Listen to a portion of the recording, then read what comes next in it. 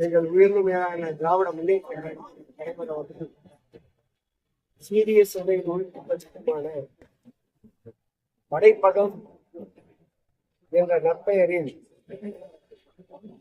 படைப்பாளிகளை உருவாக்குகிறோம். இதுவரையில் 3 படைப்பாளிகள் திறந்து வைக்கப்பட்டுள்ளன. 30 படைப்பாளர்கள் உருவாக்கும் முயற்சியை மேற்கொண்டு வருகின்றோம். இன்றைக்கு வால்டாக் சாலையிலே சுமார் 7500 சதுரடி பரப்பளவில் தரைதளத்துடன் கூடிய 3 அடுக்கு மாடிகளை கொண்ட சுமார் 2.5 கோடி ரூபாய் செலவு இந்த படைப்பாளர்கள் கொண்ட கட்டுமான பணிகளை சென்னை மாநகராட்சியின் சார்பில் 4 வகுப்புகள் கொண்ட 1 கோடி 8 லட்சம் ரூபாய் செலவில் நவீனமயமாக்கப்பட்ட நவீனமயத்தோடு வகுப்பறைகள் கட்டி முடிக்கப்பட்டதை பார்வையிட்டோம். 20ஆம் தேதி இந்த மாணவ செல்வங்களுக்கு இதை அர்ப்பணிக்க இருக்கிறோம் என்பதை மகிழ்ச்சியோடு தெரிவித்துக் கொள்கிறோம்.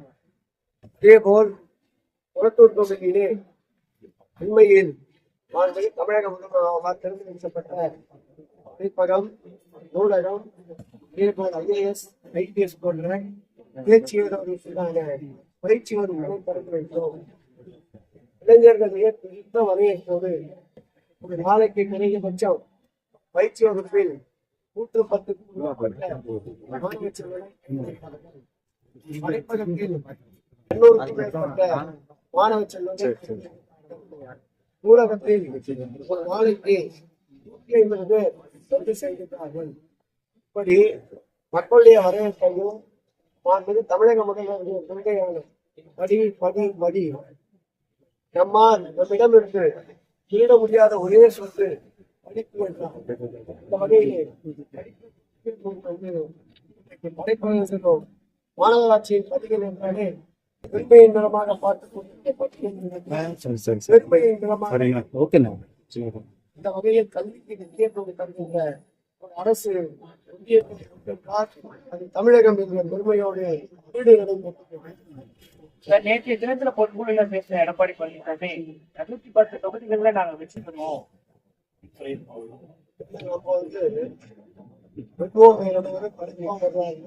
நம்ம அதுக்காக அதை அடுத்து நாங்கள் 214 துணை வச்சுக்கிறோம். இல்லாததா அவர் சேர்த்து நான் 244 ஜெயிப்பேன்.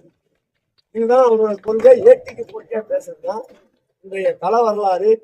மீண்டும் தமிழக முதல்வர் அருளை பெரும்பான்மையோடு 200 விட அதிக இடங்களில் போட்டியிடுகின்ற இடங்களில் எல்லாம் எதிரிகளுக்கு தோல்வியை பரிசாக பெறுவார்.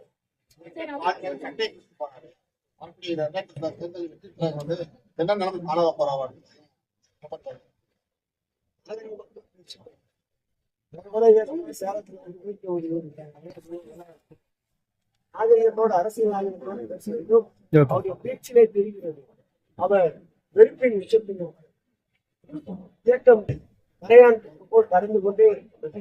அவர் உணராதவர் அல்ல, அவரும் படுத்த அரசியல்வாதிதான்.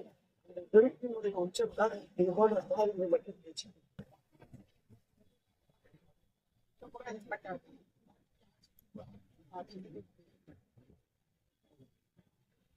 ஊடகத்துறை நண்பர்கள் மனசாட்சியோடு ஒரு காலத்தில் நவீனமயமாக்கப்பட்டோடு மட்டுமில்லாமல் வாக்குப்பதிவு ஏதாவது குறிப்பிட்ட வாக்குச்சாவடியை வாக்குப்பதிவான மறு தேர்தல் நடத்தப்படுகிறது. ஆகவே நல்லத்தனமாக ஜெயிக்கிற எஸ்ஐஆர் என்ற ஒரு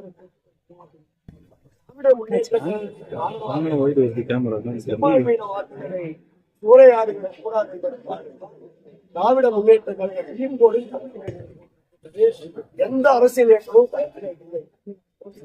அரசியல் இயக்கங்களால் ELA-2 கூட போட முடியாமல் இருக்கிறது.